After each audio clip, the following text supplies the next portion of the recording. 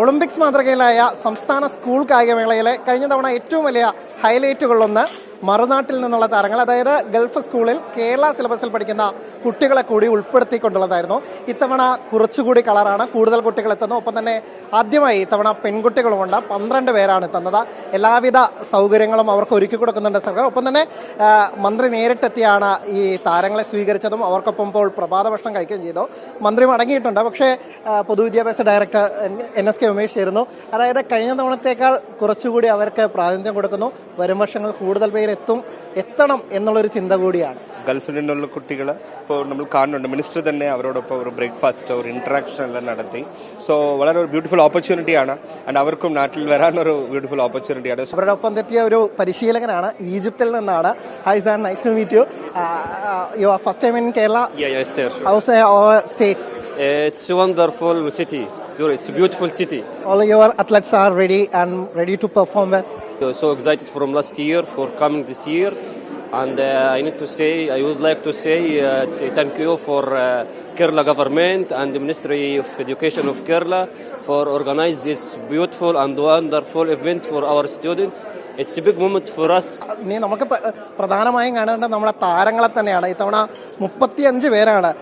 എന്താണ് ഇത്തവണ അടിപൊളിയാക്കി? ഏത് ഇവന്റിലാണ് പാർട്ടിസിപ്പേറ്റ് ചെയ്യുന്നത്? U17 football category. ഈ മറുനാട്ടിലുള്ളവരാണ് എന്നൊന്നുമില്ല, നമ്മുടെ സ്വന്തം ആൾക്കാർ, നമ്മുടെ സ്വന്തം കുട്ടികൾ എന്ന തരത്തിലാണ് മന്ത്രി പറഞ്ഞതും നിങ്ങളെ ചേർത്ത് പിടിച്ചതും. നിങ്ങൾക്കൊപ്പം ഇന്ന് ഭക്ഷണം കഴിക്കാനെത്തുന്നു, സ്വീകരിക്കാനെത്തുന്നു. ഹാപ്പി അല്ലേ? ഹാപ്പി.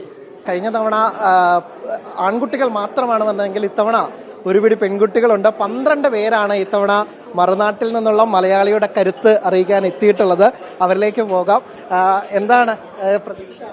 ജയിക്കുന്നതാണ് പ്രതീക്ഷ. നന്നായിട്ട് ഇവന്റ് ഷോർട്ട് പുട്ട് ഉണ്ട്, ട്രാക്ക് ഇവന്റ്സ് ഉണ്ട്. ഞാൻ ഷോർട്ട് പുട്ട് അണ്ടർ 19 കാറ്റഗറിയാണ്. അപ്പം ഈ ഒരു ഇന്റർ നമ്മൾ ചിലപ്പോൾ നിങ്ങളുടെ നാട്ടിലൊക്കെ മത്സരിച്ചിട്ടുണ്ടാവും, പക്ഷേ കേരളത്തിലേക്ക് നമ്മുടെ ജന്മനാട്ടിൽ വന്ന് മത്സരിക്കുന്ന നമ്മുടെ സ്വന്തം ആൾക്കാരിൽ വരുന്ന ഒരു സന്തോഷം.